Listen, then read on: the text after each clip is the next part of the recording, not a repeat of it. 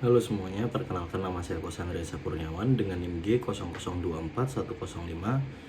Di sini saya akan menjelaskan tentang laporan anatomi dari blok 2.3. Nah, jadi sudah disediakan berupa skenario, yaitu seorang pria berusia 65 tahun bernama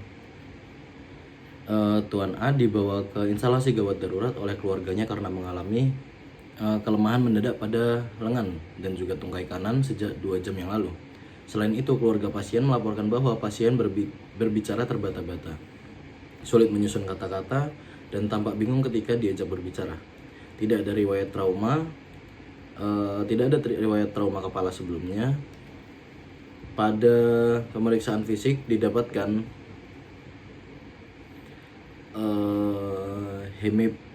hemipares sisi kanan, terutama lengan, lebih berat dibandingkan tungkai.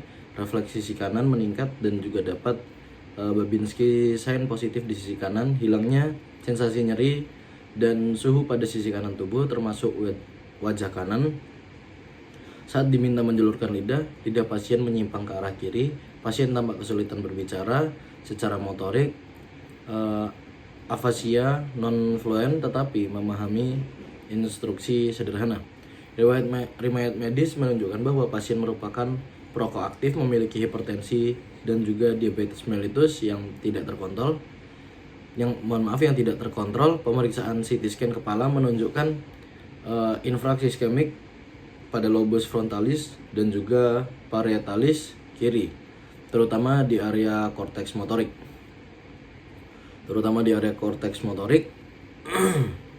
Dan juga sensorik primer. Terdapat pula iskemia parsial pada pons kiri. Nah, jadi yang ingin saya bahas ini, yang pertama adalah jelaskan struktur pembentuk circulus Willisi dimulai dengan bagian anterior hingga posterior. Sebutkan juga fungsi dalam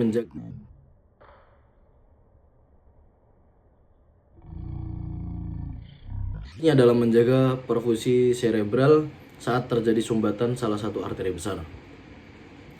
Nah, jadi struktur circulus Willisi dan juga fungsinya. Yang pertama, struktur circulus Willisi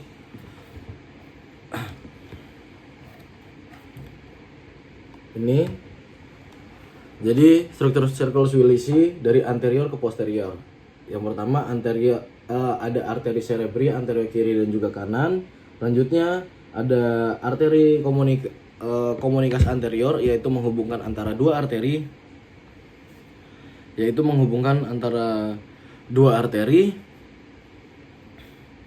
dari dua arteri cerebri anterior. Selanjutnya ada arteri karotis interna kiri dan juga kanan, bercabang menjadi bagian arteri cerebri anterior dan juga media. Selanjutnya ada arteri cerebri media, meskipun tidak termasuk dalam cincin, berasal dari arteri karotis interna. Selanjutnya ada arteri komunikas posterior kiri dan juga kanan. Selanjutnya ada arteri cerebri posterior kiri dan juga kanan. Selanjutnya ada arteri basilaris yang berasal dari menghubungkan dua arteri vertebralis dan bercabang menjadi arteri cerebri posterior. Nah, jadi fungsi dari circulus Willisi ini adalah berfungsi sebagai anastomosis yang menjaga perfusi otak jika terjadi sumbatan di salah satu arteri besar. Bila satu cabang utama tersumbat, misal arteri karotis interna, aliran darah dari sisi satu jalur lain seperti dari arteri vertebralis menuju arteri basilaris dan juga arteri cerebri posterior dapat menggantikan suplai darah ke area yang terdampak melalui arteri komunikas. Nah, selanjutnya sebutkan dan juga jelaskan perbedaan antara traktus corticospinalis dan juga traktus spinothalamikus, yaitu meliputi fungsi utama, selanjutnya titik awal dan juga akhir, lokasi penyilangan atau dekusatio, selanjutnya dan juga letak relatif di medula spinalis.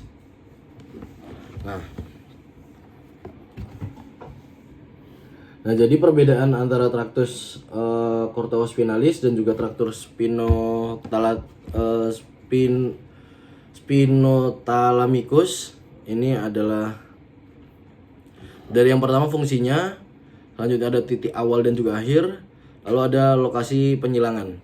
Nah, jadi kalau traktus corticospinalis ini fungsi utamanya untuk gerakan motorik sadar yaitu volunteer.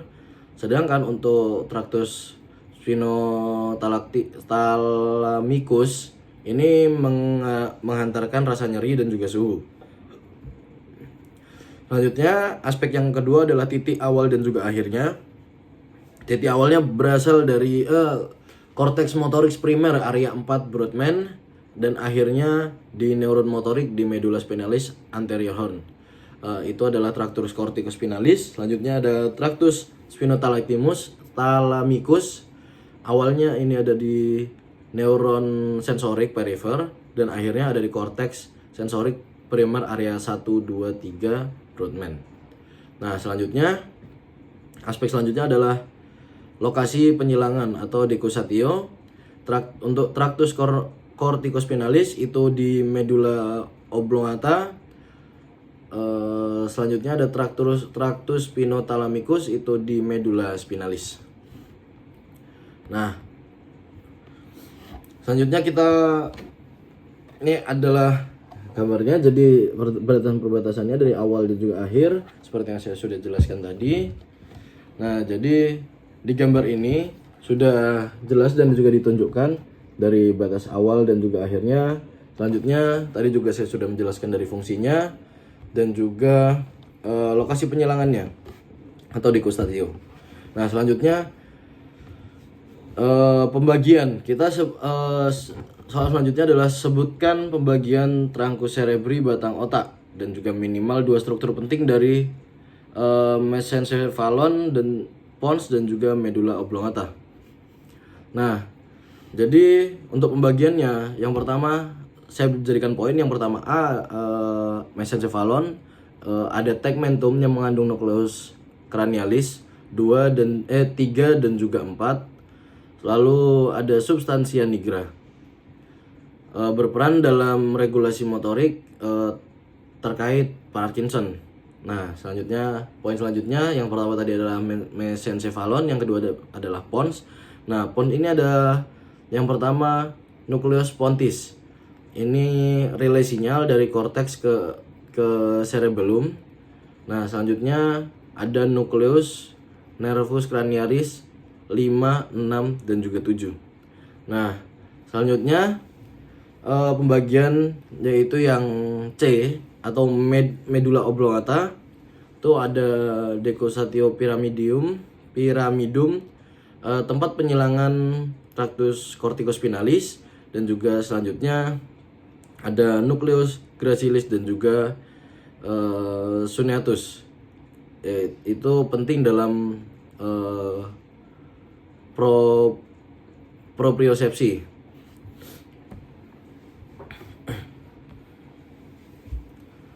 Nah, itu adalah pembagian, yaitu poin ketiga. Nah, kita lanjut lagi. Mohon maaf, ini adalah gambarnya. Nah, sini ada curs cerebri. Ini adalah peduncle cerebri, tegmentum mesencephaly. Nah, selanjutnya ini adalah substansia nigra yang sedikit lebih gelap. Ini adalah substansia nigra. Lalu ada aqueductus mesencephaly, ini bagian tengah sini. Nah, selanjutnya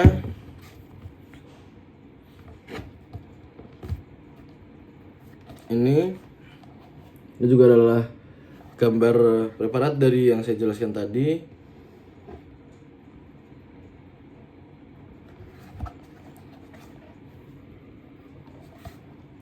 Nah, baik. Jadi kita lanjutkan lagi ke poin selanjutnya adalah nervus canalis motorik murni, atau kalau dari soal yang disediakan adalah jelaskan asal-usul nukleus dan juga fungsi dari 3 nervus cranialis motorik murni. Misal nervus 3, nervus 4 dan juga nervus 5, serta akibat lesi pada upper motor neuron dan juga lower motor neuronnya.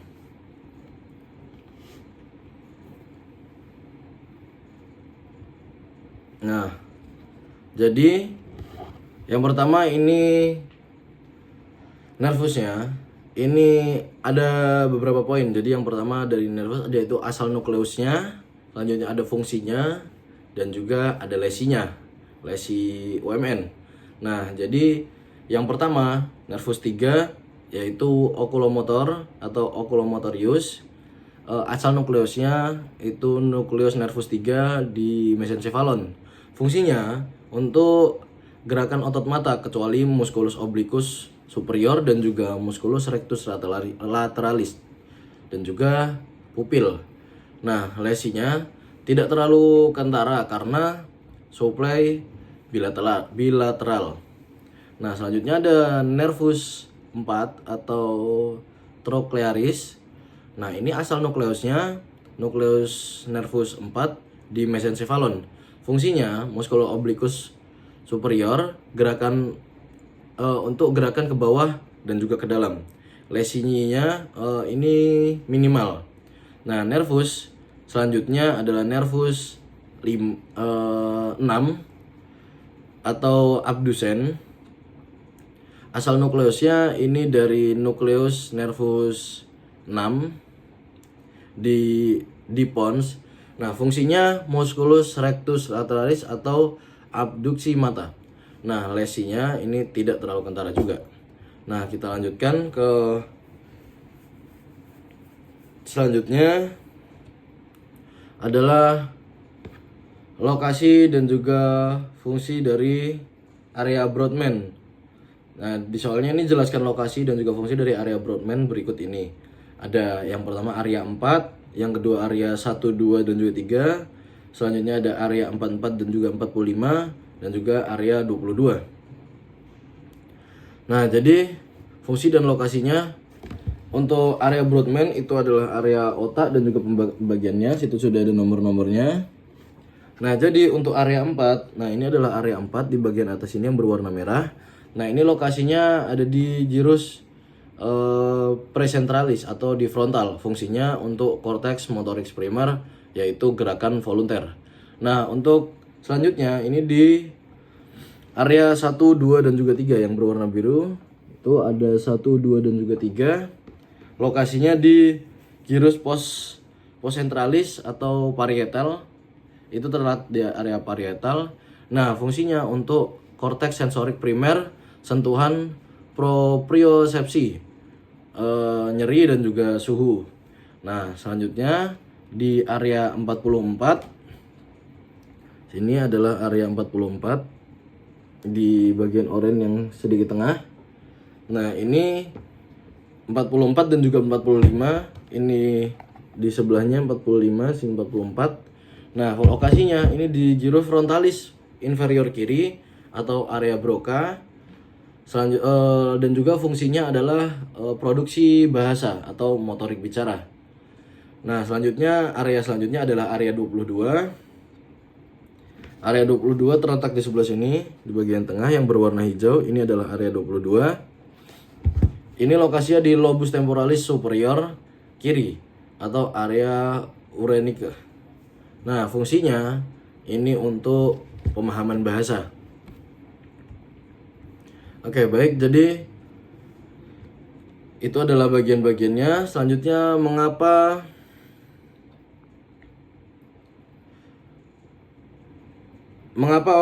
oklusi pada arteri cerebri media lebih sering menyebabkan kelumpuhan pada wajah dan juga lengan di bagian tungkai dibandingkan tungkai? Jelaskan dengan mengaitkan distribusi vaskular dan juga homunculus motorik. Nah, jadi kenapa menyebabkan kelumpuhan wajah dan juga lengan? Jadi yang pertama itu distribusi vaskular. Nah, arteri cerebri media mensuplai area lateral hemisfer cerebri termasuk bagian lateral gyrus presentralis motorik wajah dan juga lengan. Nah, selanjutnya Homunculus motorik representasi dari wajah dan juga lengan yang terletak di bagian lateral gyrus presentans yang disuplai oleh arteri cerebri media. Sementara itu, tungkai terletak di bagian medial disuplai oleh arteri cerebri anterior. Nah, akibatnya infrak arteri cerebri media lalu nanti defisit motorik pada wajah dan juga lengan lebih dominan dibandingkan tungkai. Nah, kita ke poin selanjutnya. Jelaskan mekanisme kompensasi vaskular yang terjadi jika terdapat oklusi pada arteri karotis interna kiri dengan mengaitkan struktur circulus Willisi yang terlibat. Nah, jadi mekanisme kompensasi jika arteri karotis interna kiri tersumbat, yaitu jika terjadi oklusi arteri karotis interna kiri, oklusi Willisi memungkinkan kompensasi melalui arteri komunikas anterior menghubungkan antara arteri cerebri anterior kanan ke kiri. Selanjutnya arteri komunikas posterior ke kiri. Kemungkinan aliran dari sistem vertebrobasilar ke arteri cerebri media dan juga anterior kiri, lalu vertebrobasilar ke arteri cerebri media kiri tadi, dan juga arteri cerebri posterior kiri yang dapat menerima suplai darah dari arteri basilaris. Nah, ini adalah gambar penjelasannya dari arteri-arterinya dan juga penghubung-penghubungnya antara misal arteri cerebri anterior dan juga yang lainnya. Dengan kata lain, suplai darah dapat mengalir mundur dan dari posterior atau menyeberang dari sisi kanan, menjaga perfusi pada hemisfer kiri meskipun aliran dari arteri karotis interna kiri terganggu. Nah, mungkin cukup sekian yang dapat saya sampaikan, kurang lebihnya mohon maaf. Jika ada salah kata saya juga mohon maaf sebesar-besarnya. Terima kasih.